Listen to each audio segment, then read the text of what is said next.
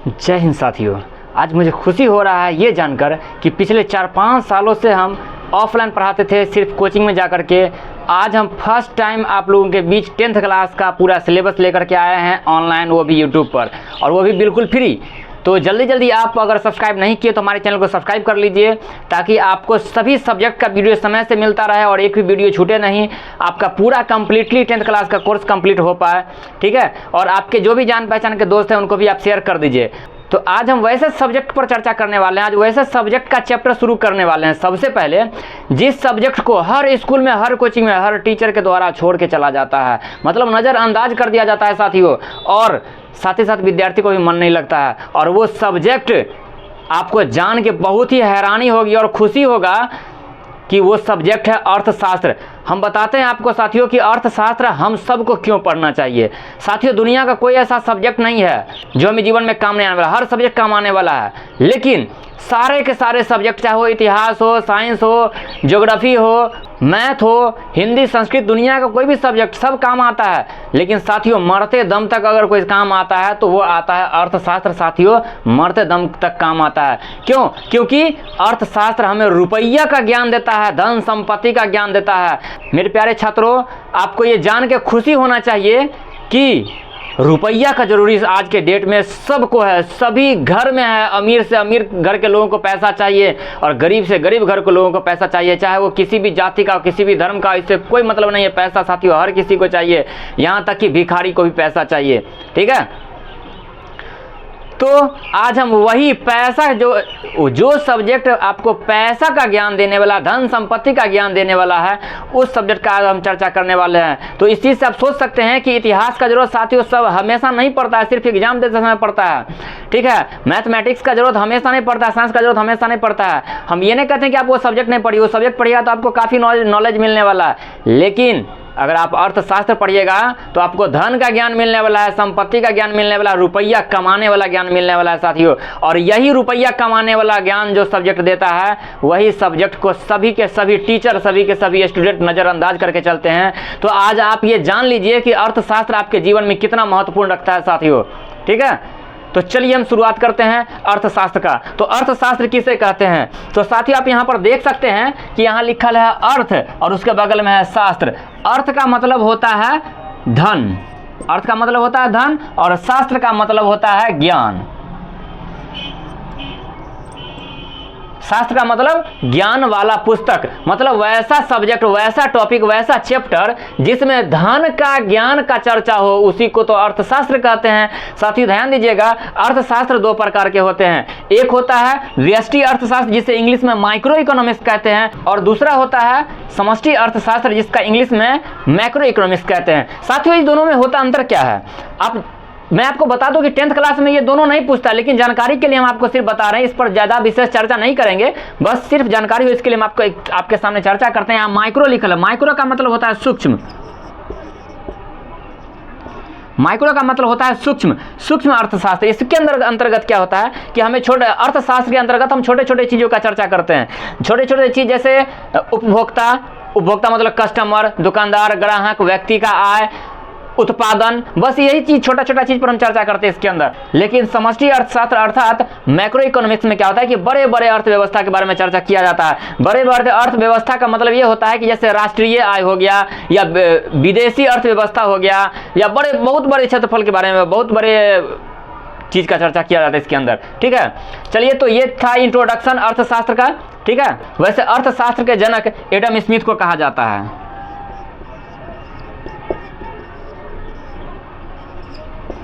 Adam Smith को अर्थशास्त्र का जनक कहा जाता है, ठीक है। तो ये ऑब्जेक्टिव में पूछ सकता है, ठीक है। तो चलिए अब हम लोग संपूर्ण रूप से 10th क्लास के सिलेबस की ओर बढ़ते हैं, ठीक है। साथियों पिछले स्लाइड में हम देखें कि अर्थशास्त्र के परिचय के बारे में, और आपको ये पता चल गया होगा कि अर्थशास्त्र हमें पढ़ना जरूरी क्यों होता है। अगर आपको लगता है कि सच में अर्थशास्त्र सबको पढ़ना चाहिए तो प्लीज़ इस वीडियो को आप अपने जान पहचान के सभी साथियों तक पहुँचा दीजिए। चलिए हम देखते हैं अपने 10th क्लास के सिलेबस की ओर कि अर्थव्यवस्था किसे कहते हैं। उस समय देखे थे अर्थशास्त्र किसे कहते हैं, अब बताते हैं अर्थव्यवस्था किसे कहते हैं। आप यहाँ पर देखिए, यहाँ पर लिखल है अर्थ और यहाँ व्यवस्था, और अभी तुरंत आपको हम बताए हैं कि अर्थ का मतलब होता है धन, और यहाँ व्यवस्था का मतलब क्या होता है, मैनेजमेंट करना या जुगाड़ लगाना। आप जानते होंगे कि व्यवस्था मतलब जैसे सोचते हैं कि आज क्या चीज़ का व्यवस्था है, इस तरह से। तो व्यवस्था का मतलब जुगाड़ लगाना या प्रबंधन करना, ठीक है, प्रबंधन, ठीक है।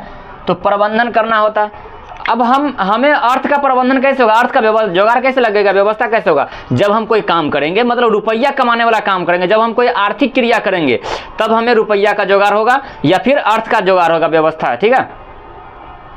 जैसा कि यहाँ परिभाषा लिखा हुआ है, यहाँ पर हम दो परिभाषा लिखे हुए हैं आपको, इसमें से जो परिभाषा अच्छा लगता है आप यहाँ पर स्क्रीनशॉट ले लीजिए या फिर अपने नोटबुक में नोट कर लीजिए, ठीक है।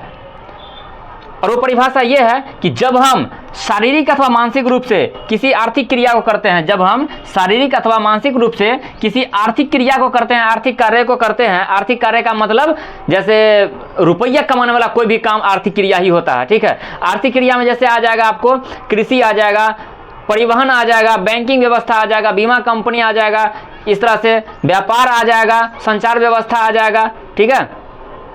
मतलब रुपया कमाने वाला कोई भी काम, वो सब के सब आर्थिक क्रिया होता है, चाहे वो शारीरिक रूप से करे या मानसिक रूप से करे, मतलब पूरे बॉडी से मेहनत कर दे या दिमागी मेहनत करे, चाहे कैसा भी काम हो जिससे रुपया आ रहा है ना। और जब हम उस काम को करते हैं, उस काम करने के बाद जो हमें रुपया आता है, उस रुपया से जब हमारी आवश्यकता की पूर्ति होती है तो फिर हम उसको कहते हैं अर्थव्यवस्था। अब यहाँ पर फिर से एक शब्दों में देख लीजिए कि जब हम शारीरिक अथवा मानसिक रूप से किसी आर्थिक क्रिया को करते हैं और उस काम को करने के बाद जो रुपया मिलता है, उस रुपया से जो हमारी आवश्यकता की पूर्ति होती है, उसे ही हम अर्थव्यवस्था कहते हैं, ठीक है। साथियों, आपका दूसरा परिभाषा है कि ऐसी व्यवस्था जिसमें मानव के आर्थिक गतिविधियों का अध्ययन किया जाता है, मानव के आर्थिक गतिविधियों का अध्ययन किया जाएगा। क्या किया जाएगा, अध्ययन किया जाएगा, मतलब पढ़ा जाता है। आर्थिक गतिविधि मतलब जिसमें रुपया खर्च होता है या रुपया कमाया जाता है और जिससे हमें लाभ और हानि का भी पता चलता है कि हमें उस काम को, आर्थिक गतिविधि, आर्थिक क्रिया को करने के बाद हमें लाभ हो रहा है कि हानि हो रहा है, जब ये पता चलता है जिस काम को करने से, तब उसी व्यवस्था को हम कहते हैं अर्थव्यवस्था। चलिए अब देखते हैं कि अर्थव्यवस्था कितने प्रकार के होते हैं। साथियों, अब देखते हैं अर्थव्यवस्था के प्रकार के बारे में। वैसे तो आपको बता दें कि वीडियो के शुरुआत में हम आपको बताए थे अर्थशास्त्र की परिभाषा के बारे में, जो एग्जाम में नहीं पूछता है 10th क्लास के एग्जाम में, लेकिन अर्थव्यवस्था का परिभाषा आपके 10th क्लास के एग्जाम में पूछता है, इसलिए याद कर लीजिएगा जो अभी तुरंत हम आपको बताए हैं, ठीक है। अब आपको बताते हैं कि अर्थव्यवस्था के प्रकार 3 प्रकार के होते हैं अर्थव्यवस्था, पूंजीवादी अर्थव्यवस्था, समाजवादी अर्थव्यवस्था और मिश्रित अर्थव्यवस्था। अब हम आपको बता दें कि ये तीनों के तीनों बोर्ड एग्जाम में पूछ चुका है। जैसे कि क्वेश्चन पूछेगा 2 नंबर वाला में लघु उत्तरीय में कि पूंजीवादी अर्थव्यवस्था से आप क्या समझते हैं, तो आपको परिभाषा दे देना है, आपको 2 नंबर मिल जाएगा। पूछता है समाजवादी अर्थव्यवस्था से आप क्या समझते हैं, उसी तरह से वो पूछता है मिश्रित अर्थव्यवस्था से आप क्या समझते हैं। और इस बार 2024 के बोर्ड एग्जाम में मिश्रित अर्थव्यवस्था के बारे में पूछा है, ठीक है। तो इसका डिफिनेशन कुछ इस प्रकार से होता है कि पूंजीवादी अर्थव्यवस्था, आप यहाँ पर साफ साफ देख सकते हैं पूंजी लिखा हुआ है। पूंजीवादी मतलब पूंजी किसके पास होता है, तो कहीं ना कहीं अमीर व्यक्ति के पास पूंजी होता है, ठीक है। तो वैसी अर्थव्यवस्था जहां के संसाधन का मालिक या जहां के उत्पादन के संसाधन का मालिक कोई निजी व्यक्ति होता है, निजी व्यक्ति, ध्यान दीजिएगा, निजी व्यक्ति।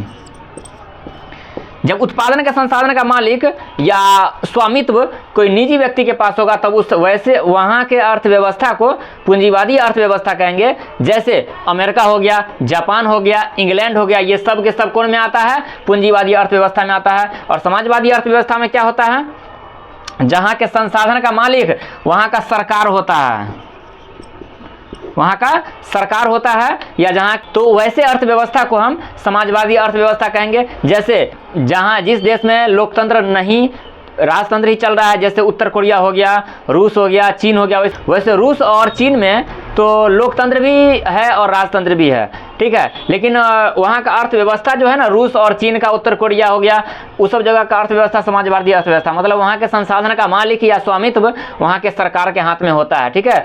अब बात करते हैं मिश्रित अर्थव्यवस्था। जिन लोगों को पूंजीवादी और समाजवादी अर्थव्यवस्था याद हो जाएगा, उन्हें मिश्रित अर्थव्यवस्था भी याद हो ही जाएगा, क्योंकि इसका परिभाषा ही बनता है दोनों के मिला के कि वैसा, यहाँ देखिए मिश्रित लिखा हुआ है, मिश्रित मतलब मिक्स हो चुका है, मिक्स हो चुका है, ठीक है। तो जहाँ के संसाधन का स्वामित्व या वहाँ के मालिक कोई निजी व्यक्ति भी होते हैं और सरकार भी होते हैं, दोनों मिल जाता है तब होता है मिश्रित अर्थव्यवस्था। जैसे इसमें आ जाएगा हमारा भारत आ जाएगा, फ्रांस आ जाएगा, तो यहाँ क्या हमारे भारत में मिश्रित अर्थव्यवस्था है। जैसे आपको एग्जाम्पल में बता देते हैं कि हमारे यहाँ स्कूल का मालिक सरकार भी होते हैं और प्राइवेट स्कूल भी होता है, सरकारी स्कूल भी होता है। इस तरीके से आप देख सकते हैं हॉस्पिटल सरकारी हॉस्पिटल भी है और प्राइवेट हॉस्पिटल भी है। इस तरीके से हम कह सकते हैं कि हमारे यहाँ का अर्थव्यवस्था मिश्रित अर्थव्यवस्था है। और कुछ ऐसा भी चीज़ है जहाँ जिस पर सिर्फ और सिर्फ निजी व्यक्ति का अधिकार है भारत में, कुछ ऐसा भी चीज़ है जिस पर सिर्फ और सिर्फ सरकार का ही अधिकार है। जैसे सड़क पर तो किसी निजी व्यक्ति का अधिकार नहीं होता है, वो तो सरकार ही है, ठीक है। तो इस तरह से आप परिभाषा, चलिए हम परिभाषा लिख देते हैं आपको, ठीक है। अब देखिए यहाँ पूंजीवादी अर्थव्यवस्था का परिभाषा जो कि एग्जाम में पूछता है या ऑब्जेक्टिव में भी खूब पूछता है। पूछ देगा कि अमेरिका में कौन सा अर्थव्यवस्था था, आपको बताना होगा पूंजीवादी अर्थव्यवस्था, या पूछ देगा पूंजीवादी अर्थव्यवस्था वाला देश कौन है, तो आपको बताना होगा अमेरिका है, ब्रिटेन है, ऑस्ट्रेलिया है। अब ऐसा परिभाषा आपको तुरंत बताया है जैसा कि जिस देश में उत्पादन के साधन का मालिक या स्वामित्व मतलब मालिक होता है, कोई ना कोई निजी व्यक्ति के हाथ में होता है, तब वहाँ के अर्थव्यवस्था को हम क्या कहेंगे, पूंजीवादी अर्थव्यवस्था कहेंगे। जैसा कि आप देख सकते हैं अमेरिका है, ब्रिटेन है, जापान है, ऑस्ट्रेलिया है, इन सब देशों में संसाधन का मालिक पूर्ण रूप से कोई ना कोई निजी व्यक्ति होता है, ठीक है। अब आप देख लीजिए दूसरा परिभाषा कि समाजवादी अर्थव्यवस्था क्या है। तो समाजवादी अर्थव्यवस्था क्या होता है, जिस देश में उत्पादन के संसाधन का मालिक या संसाधन का स्वामित्व वहाँ के सरकार होते हैं, तो वहाँ के अर्थव्यवस्था को क्या कहेंगे, समाजवादी अर्थव्यवस्था कहेंगे। जैसे कौन सा देश हो जाएगा, तो चाइना हो जाएगा, रसिया हो जाएगा, सऊदी अरब हो जाएगा, क्यूबा हो जाएगा, और उसके बाद उत्तर कोरिया हो जाएगा। इन सभी देशों में जो अर्थव्यवस्था है वो समाजवादी अर्थव्यवस्था है साथियों। अब समाजवादी अर्थव्यवस्था में इसका संसाधन का मालिक सरकार होता है, तो सरकार होगा तो समाजवादी अर्थव्यवस्था कहेंगे। ऐसा क्यों, क्योंकि सरकार जो संपत्ति का मालिक होता है ना, संपत्ति समाज के सभी वर्गों के लिए यूज करता है, सभी को बराबर हिस्सा में देता है, इसीलिए वहाँ के संसाधन का मालिक सरकार होता है और इसलिए वहाँ के अर्थव्यवस्था को समाजवादी अर्थव्यवस्था कहेंगे। और इसी प्रकार से दोनों को मिला करके एक और परिभाषा बनता है मिश्रित अर्थव्यवस्था, तीसरा होता है, जो कि वो भी एग्जाम में खूब पूछता है। पूंजीवादी और मिश्रित ये सबसे ज्यादा पूछता है, समाजवादी अभी तक 1 से 2 बार ही पूछा है एग्जाम में, ठीक है। तो मिश्रित अर्थव्यवस्था में आप इस प्रकार लिख सकते हैं कि जिस देश में उत्पादन के संसाधन का मालिक कोई निजी व्यक्ति और सरकार, ध्यान दीजिएगा, कोई निजी व्यक्ति और सरकार दोनों होते हैं, तो वहां के अर्थव्यवस्था को हम मिश्रित अर्थव्यवस्था कहेंगे। जैसे मिश्रित अर्थव्यवस्था में हमारा भारत आएगा, और ये क्वेश्चन ऑब्जेक्टिव में कई बार पूछ चुका है कि भारत में कौन सा अर्थव्यवस्था है, तो आपको ऑप्शन में तीनों दे देगा। ऑप्शन ए पूंजीवादी अर्थव्यवस्था, ऑप्शन बी समाजवादी अर्थव्यवस्था, ऑप्शन सी मिश्रित अर्थव्यवस्था और ऑप्शन डी इनमें से कोई नहीं। तो आप मिश्रित अर्थव्यवस्था में टिक लगा के आइएगा, ठीक है। और या फिर ऐसे उल्टा पूछ देगा कि मिश्रित अर्थव्यवस्था वाला देश कौन है, उसमें से 3 इसमें से दे देगा और 1 भारत दे देगा, ठीक है। तो आप चुनिएगा भारत, क्योंकि भारत में मिश्रित अर्थव्यवस्था है, ठीक है। साथियों अब जो टॉपिक शुरू कर रहे हैं ये भी एग्जाम की दृष्टि से बहुत ही महत्वपूर्ण है। अगर ये वीडियो अभी तक आप किसी को नहीं दिए तो किसी को भेज दीजिए, ताकि उससे भी काम आ जाएगा। और अभी तक अगर सब्सक्राइब नहीं किए तो सब्सक्राइब कर लीजिए और अपने जान पहचान के सभी साथियों से सब्सक्राइब करवाइए, ठीक है। देखते हैं ये इंपॉर्टेंट टॉपिक क्या है। ये टॉपिक है भारतीय अर्थव्यवस्था की संरचना। इसका मतलब ये होता है कि हमारा भारतीय अर्थव्यवस्था कितने क्षेत्रों में बंटा हुआ है, मतलब यहाँ पर भी ये अर्थव्यवस्था कितने क्षेत्रों में काम करता है, कितने क्षेत्र में लोग काम करके अपने आजीविका को चलाते हैं, बस ये समझना है इस चैप्टर में, इस टॉपिक में। तो ये है प्राथमिक क्षेत्र, पहला है प्राथमिक क्षेत्र, दूसरा है द्वितीय क्षेत्र और तीसरा है तृतीय क्षेत्र। सिंपल सा है, याद करना आसान है, ठीक है। प्राथमिक क्षेत्र को कृषि क्षेत्र भी कहा जाता है, द्वितीय क्षेत्र को उद्योग क्षेत्र भी कहा जाता है, उद्योग क्षेत्र होने के कारण इसे इंडस्ट्रियल सेक्टर भी कहा जाता है, ठीक है। और तृतीय क्षेत्र को सेवा क्षेत्र भी कहा जाता है। तो ये आपको ऑब्जेक्टिव में पूछता है, सबसे ज्यादा ऑब्जेक्टिव में ये पूछता है कि इनमें से प्राथमिक क्षेत्र कौन है, तो आपको ऑप्शन में 1, 2, 3 यही तीनों ऑप्शन में देगा। तो आप ध्यान रखिएगा, प्राथमिक क्षेत्र कृषि में आ जाएगा, ठीक है। या फिर आपको यही पूछा कृषि क्षेत्र को किस में रखा जाता है, तो कृषि क्षेत्र को प्राथमिक क्षेत्र में रखा जाता है। ऐसे ही पूछ सकता है कि उद्योग क्षेत्र को किस चीज में रखा जाता है, तो उद्योग क्षेत्र को द्वितीय क्षेत्र में रखा जाता है। इस तरह से पूछ देगा वैज्ञानिक, डॉक्टर, इंजीनियर, वकील, पुलिस, बैंक, परिवहन, ये सब के सब कौन से क्षेत्र में आता है, तो तृतीय क्षेत्र में आता है। तृतीय क्षेत्र को सेवा क्षेत्र भी कहा जाता है, ठीक है। तो आप इस तरह से याद रख सकते हैं, ठीक है। परिभाषा अगर लिखने का मन हो तो आप इस तरह से लिखिएगा कि प्राथमिक क्षेत्र को कृषि क्षेत्र भी कहा जाता है, और एग्जाम्पल दे देना है खेती, पशुपालन, मधुमक्खी पालन, मत्स्य पालन, मुर्गी पालन, रेशम कीट पालन, इस तरह से सबके सब आ जाएगा कृषि क्षेत्र में, ठीक है। और द्वितीय क्षेत्र में क्या होता है, जिसको हम उद्योग क्षेत्र बोलते हैं, जिसमें विनिर्माण उद्योग, मतलब किसी भी प्रकार का जब कोई भी चीज फैक्ट्री में बनता है तो वो सबके सब कौन में आएगा, द्वितीय क्षेत्र में आएगा। उसमें गैस उत्पादन, बिजली उत्पादन, ये सब के सब आ जाता है द्वितीय क्षेत्र में। इसमें उद्योग में चारों प्रकार का उद्योग आ जाएगा, बड़का उद्योग, मझोला उद्योग, छोटा उद्योग, सबके सब आ जाएगा, ठीक है। तृतीय क्षेत्र में आ जाता है सेवा क्षेत्र। सेवा चाहे किसी प्रकार का सेवा हो, आप सेवा का मतलब आप दिमाग से ये निकाल दीजिए कि फ्री, सेवा का मतलब फ्री नहीं, जिससे आप सेवा करवाइए, क्या उसका भी तो जीवन है, उसका भी तो पेट चलता है कि नहीं, उससे भी तो भोजन चाहिए। तो कहने का मतलब सेवा के क्षेत्र में क्या रखा गया है, पुलिस को रखा गया, वकील है, शिक्षक है, डॉक्टर, इंजीनियर, वैज्ञानिक, संचार व्यवस्था, परिवहन व्यवस्था, बैंकिंग, बीमा कंपनी, ये सब के सब आ जाते हैं भारतीय अर्थव्यवस्था की संरचना में। इतने क्षेत्र में लोग, हमारे देश में लोग काम करते हैं। हो सकता है कि आपके गार्जियन या आप खुद कोई ना कोई इसी में से कोई ना कोई क्षेत्र में आप काम करते होंगे, चाहे क्षेत्र कोई भी हो, चाहे सरकारी हो या प्राइवेट, लेकिन ये सेक्टर यही तीनों में से कोई ना कोई होगा, ठीक है। साथियों, हमारा वीडियो कैसा लग रहा है आप हमें कमेंट में जरूर बताइए। साथियों, आपका अगला टॉपिक है अर्थव्यवस्था का विकास। भारतीय अर्थव्यवस्था का विकास साथियों, ये कोई रातों रात विकास कर जाने वाला बात नहीं होता है। चाहे किसी भी देश का विकास हो, वो क्रमिक विकास होता है, धीरे धीरे करके होता है, जिसमें हजारों वर्ष लग जाते हैं विकास करने में, ठीक है।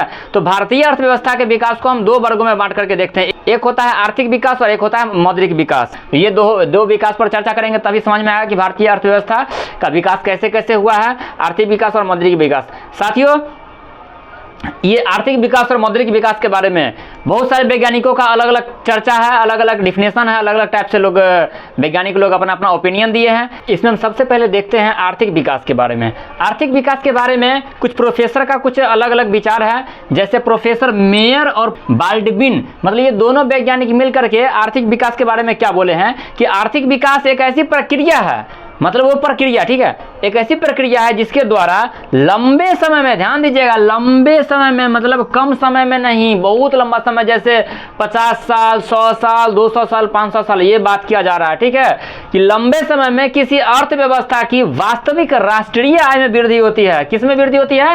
राष्ट्रीय आय में वृद्धि होती है। कब? लंबे समय में। तो फिर से रिपीट कर देते हैं कि आर्थिक विकास एक ऐसी प्रक्रिया है जिसके द्वारा लंबे समय में किसी अर्थव्यवस्था के वास्तविक राष्ट्रीय आय में वृद्धि होती है, तो उसे हम क्या कहते हैं?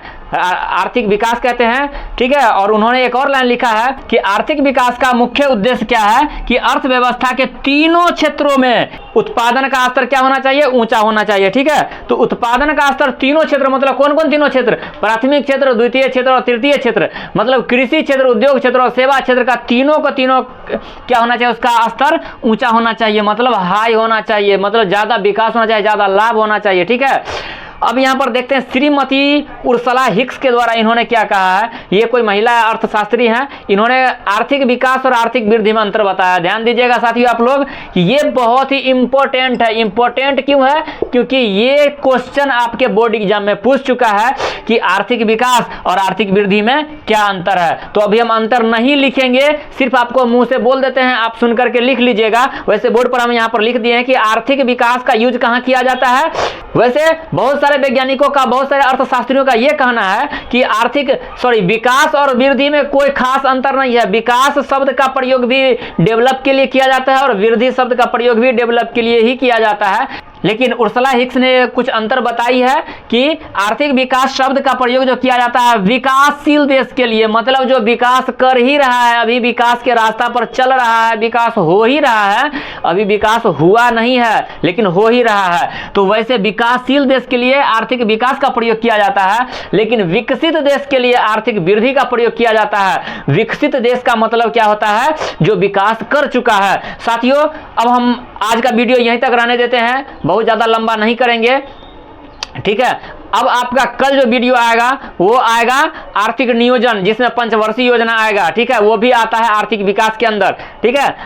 आपको वीडियो कैसा लगा ये आप कमेंट में जरूर बताइएगा, और इस वीडियो को जरूर से जरूर शेयर कीजिए अपने जान पहचान के दोस्तों के पास, और जो भी कंपटीशन का एग्जाम देने वाले हैं उनके पास ही भेजिए, क्योंकि इसमें से कुछ ऐसा भी लाइन होगा जो कंपटीशन के एग्जाम वालों को काम में आ जाएगा, ठीक है। चलिए आज के लिए इतना ही, तब तक के लिए धन्यवाद। मिलते हैं फिर से कल आर्थिक नियोजन के साथ, पंचवर्षीय योजना के साथ। तब तक के लिए धन्यवाद।